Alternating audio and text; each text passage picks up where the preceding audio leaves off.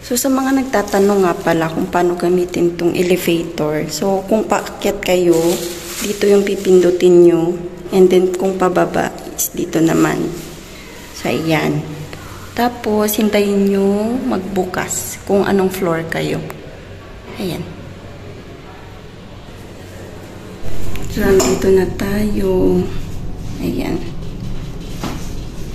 So, dito naman is yung pipindutin nyo kung saang floor kayo papunta. So, ngayon is dito tayo sa level 6. Kasi doon yung pinaka-ground floor nila. Ayan.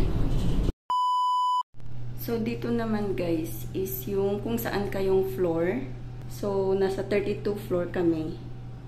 Kaya, pipindutin nyo lang yan. Tapos, ito naman is para sa open. And ito is para sa close. So, ayan guys. And alam nyo ba, yung mga numbers dito is walang number 4. Kasi malas daw yun. So, diba sa atin, yung malas is number 13.